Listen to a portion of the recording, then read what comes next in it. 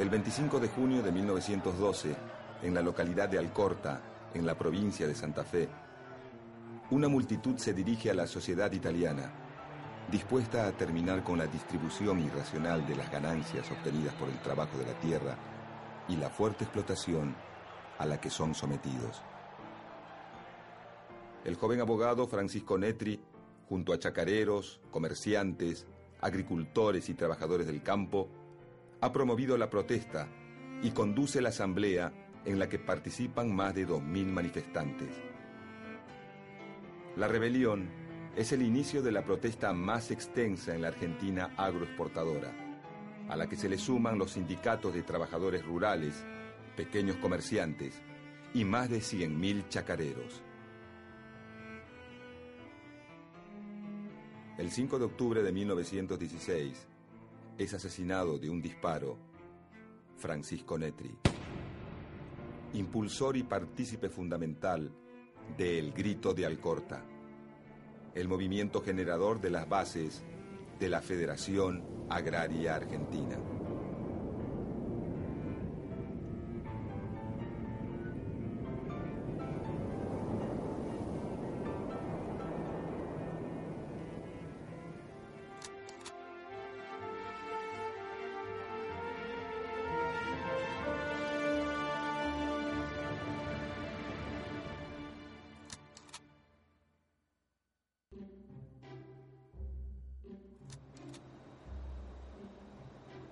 El proceso de industrialización que atraviesa Europa a fines del siglo XIX genera oferta de productos manufacturados, demanda de materias primas y excedente de capitales en busca de mejores márgenes de ganancia.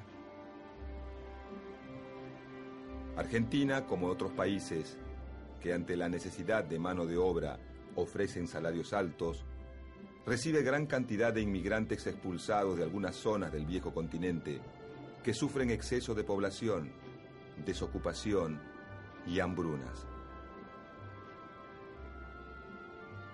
América Latina se reacomoda en el nuevo mercado mundial y Argentina se incorpora como una de las principales productoras de alimentos y materias primas.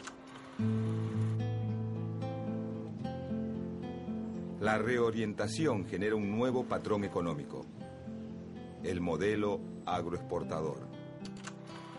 Este modelo se basa en la exportación de carnes y granos, producidos a partir de la explotación extensiva de la tierra, que necesita de capitales externos para inversiones, y la incorporación de mano de obra inmigrante. Argentina cuenta con millones de hectáreas incorporadas a la fuerza, como resultado de las campañas de ocupación de los territorios de pueblos y comunidades indígenas.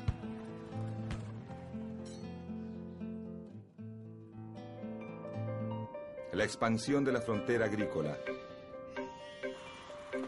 el desarrollo del sistema ferroviario, el alambrado de los campos y la llegada masiva de inmigrantes para solucionar la escasez de mano de obra permiten la puesta en producción de millones de hectáreas. En 16 años se pasa de 200.000 hectáreas dedicadas al trigo a 1.600.000.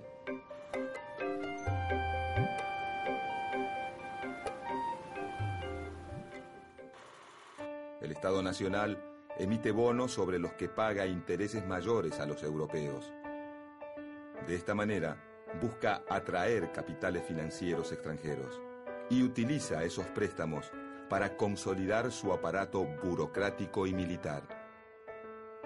La gran mayoría del capital invertido es británico, dado que Gran Bretaña es la principal potencia económica mundial.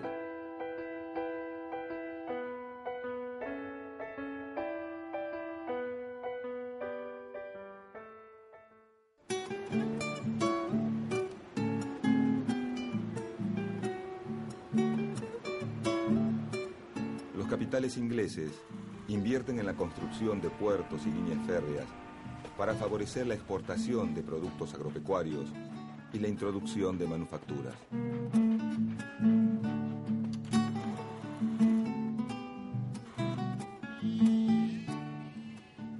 Desde la década de 1850, en Argentina, comienza a desarrollarse la producción agrícola, a partir del proceso de colonización, que consiste en el loteo de tierras en parcelas, de un tamaño rentable para la producción basada en la mano de obra familiar.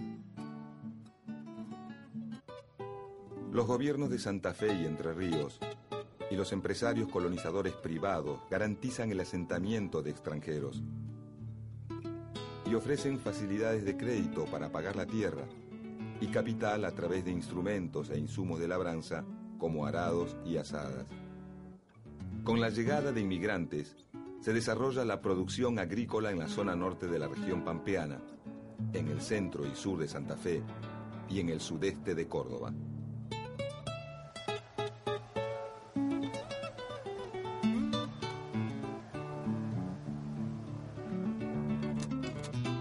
El resultado más inmediato de la colonización es, hacia la década de 1870, el inicio de las exportaciones de trigo y maíz.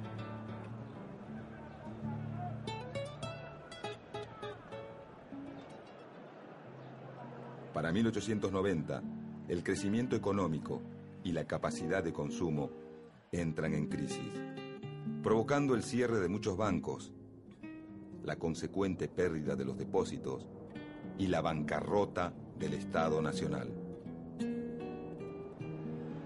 La crisis del 90 tiene un duro impacto sobre los colonos que pagan las hipotecas de sus parcelas. Los dos grupos más numerosos y vulnerables son, por un lado, los pequeños arrendatarios que explotan la tierra en base a la mano de obra familiar, y por otro lado, los llamados braceros, que son peones y jornaleros empleados como mano de obra en la cosecha ante la demanda de brazos.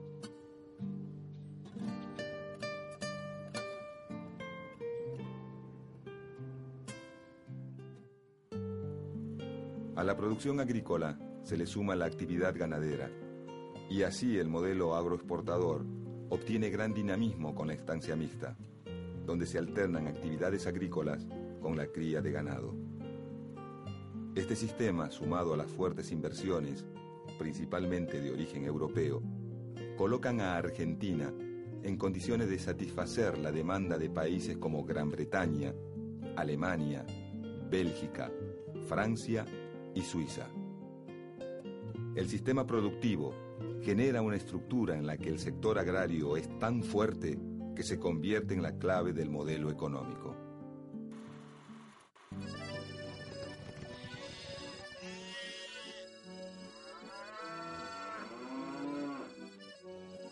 Con la importación de sementales que producen más kilos de carne en menos tiempo, se perfeccionan las razas ganaderas según el gusto de los diferentes mercados que las consumen.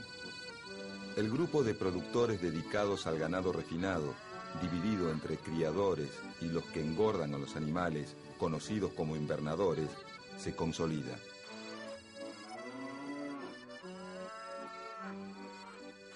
Los invernadores, por su posición de intermediarios, son quienes fijan el precio en el mercado de la carne. Hasta fines del siglo XIX, el ganado se exporta en pie, es decir, vivo.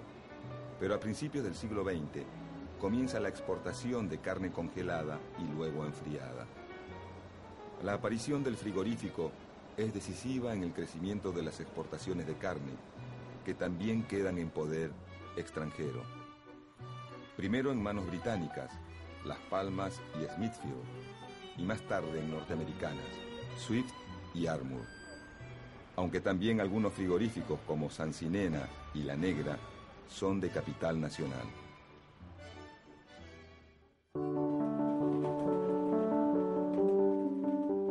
El progreso económico para abastecer el creciente mercado alcanza a la provincia de Mendoza con la industria del vino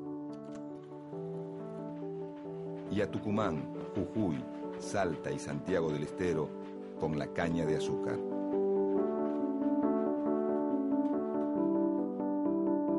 El Estado, a través de tarifas aduaneras a la importación, protege estas actividades productivas.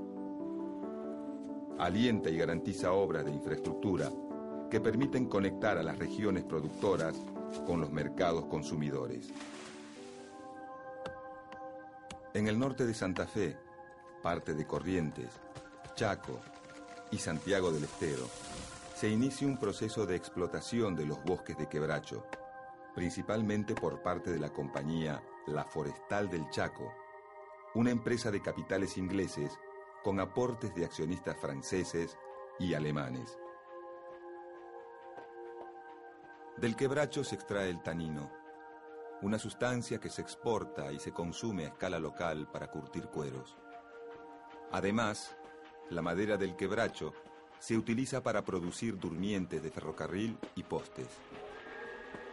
En Santa Fe, la construcción del ferrocarril abarata la salida de los productos y alienta la instalación de fábricas de tanino, obrajes, talleres, almacenes y poblados en las zonas que atraviesa.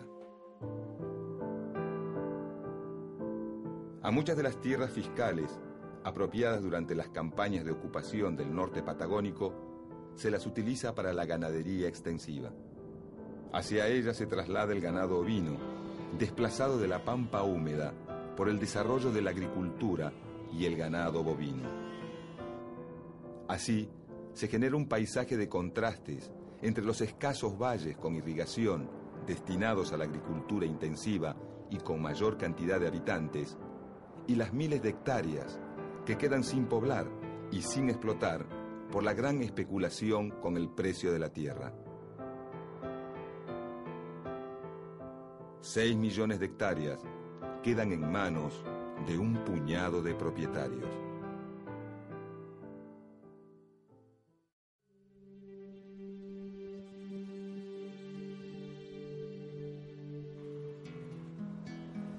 En 1907, el presidente Figueroa Alcorta decreta que el yacimiento de un pozo petrolero descubierto en Chubut es de propiedad estatal. A partir de entonces empieza a formarse un nuevo polo de desarrollo en esa provincia.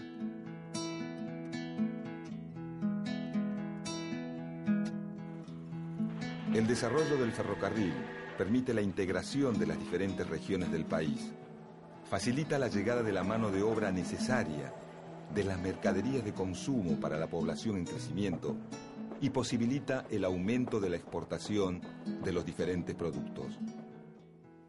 Es Gran Bretaña quien domina el negocio de los ferrocarriles.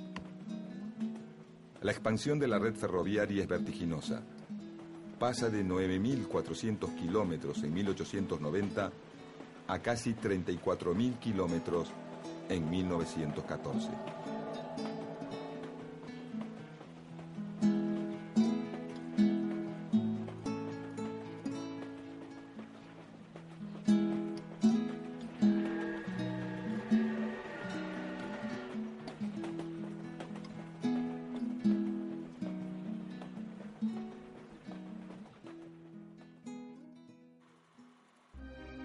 En la región pampeana, corazón del modelo agroexportador, comienzan los conflictos por la explotación impuesta a los trabajadores.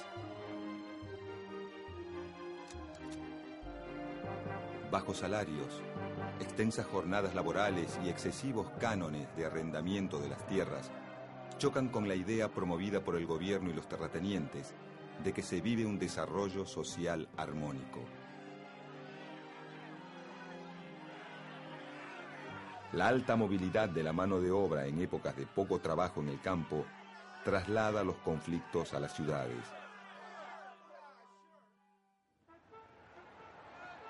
Entre 1901 y 1904 se realizan varias huelgas protagonizadas por peones de la región pampeana, asalariados del sector cañero del noroeste y quebracheros de la zona chaqueña. En 1911, la mala cosecha eleva el precio de los granos. Al año siguiente, las condiciones climáticas favorables permiten una cosecha récord que provoca la baja del precio de los granos por la abundancia de oferta. Para los arrendatarios, esto significa menos ingresos y grandes dificultades al momento de afrontar el pago de los elevados cánones de arrendamiento. La situación se vuelve acuciante para los pequeños productores, que a las deudas originadas por la mala cosecha del año anterior se les suma la caída de los precios del grano. Muchos comienzan a juntarse en almacenes, parroquias y viviendas precarias para buscar soluciones. En la provincia de Santa Fe, en la localidad de Firmat, se organiza la Sociedad Cosmopolita de Agricultores. En Vigán, la de Campesinos Unidos. Las demandas deben ser escuchadas. El 25 de junio de 1912, varios pueblos rurales del sur santafesino amanecen con sus faenas campestres paralizadas. Francisco Netri, un joven abogado llegado de Italia en 1897, está al frente de la asamblea. Le debe a su hermano Pascual, párroco del pueblo de Alcorta, el haberlo acercado al movimiento agrario. Netri promueve la protesta junto a chacareros, comerciantes, agricultores y trabajadores del campo, y su lugar de privilegio lo lleva a conducir la votación en la que participan más de 2.000 manifestantes. La decisión a la que llegan es contundente. Huelga por tiempo indeterminado hasta tanto no se obtenga la rebaja general de los arrendamientos y aparcerías. El momento que eligen los huelguistas para presionar a los arrendatarios es clave. Acaba de levantarse la cosecha de maíz y se debe roturar y preparar la tierra para la próxima campaña. El grito de Alcorta es apoyado por braceros, agricultores, chacareros y pequeños y medianos comerciantes locales ligados al agro. La huelga, que se extiende por 4 meses, alcanza a otras colonias y pueblos de Santa Fe, Buenos Aires, Córdoba y Entre Ríos. Se forma una comisión oficial que media entre los arrendatarios y las organizaciones corporativas de los terratenientes y grandes acopiadores, como la Sociedad Rural de Santa Fe y la Bolsa de Comercio de Rosario. En agosto, las comisiones locales confluyen en una reunión en Rosario, que deriva en la formación de la Federación Agraria Argentina. Netri se incorpora como asesor letrado de la comisión directiva.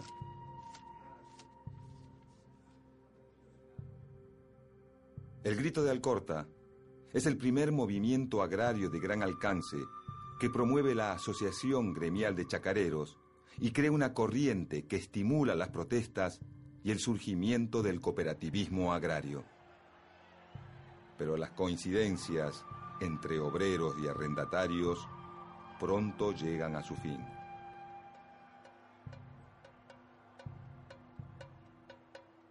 Los braceros se organizan y producen amplias huelgas de asalariados rurales con la esperanza de terminar con el trabajo esclavo al que aún son sometidos. A partir del Grito de Alcorta, los propietarios acuerdan suavizar las condiciones de contratación según las demandas de los productores y se consigue la rebaja de los arrendamientos y la consolidación de la organización gremial de los chacareros en la Federación Agraria Argentina. Creada con la unión de los chacareros y dirigentes radicalizados, la Federación Agraria Argentina se alinea con los terratenientes.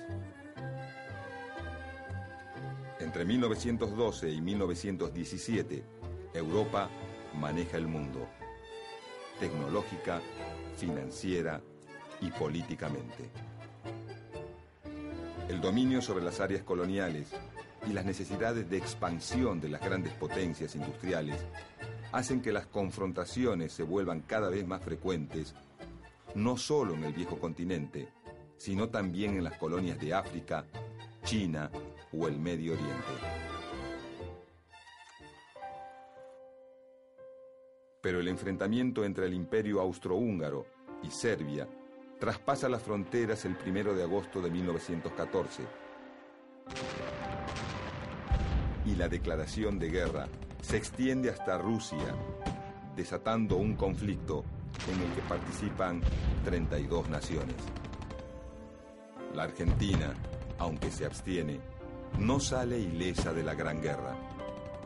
Las importaciones disminuyen, muchas industrias se achican o desaparecen, y aumenta la desocupación y el trabajo precario.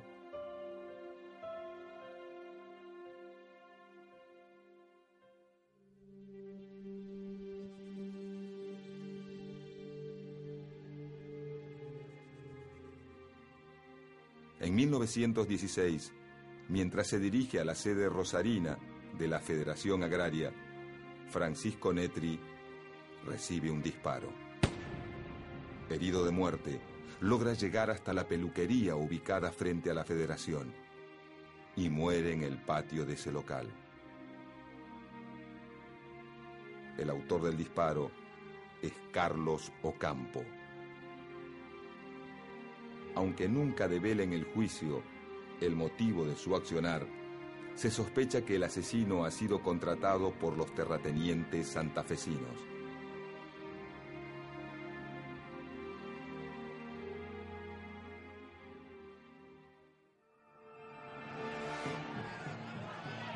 Para 1917, el estallido de la Revolución Rusa impulsa la radicalización de algunas fracciones locales de anarquistas, socialistas y comunistas. Pero la postura de los chacareros de no alinearse tras ningún ideal político les permite una mejor negociación frente a los gobiernos radicales, tanto en Santa Fe desde 1912 como a nivel nacional desde 1916 con las presidencias de Hipólito Yrigoyen. Esta posición negociadora lleva a la sanción de la primera ley de arrendamientos agrícolas en 1921.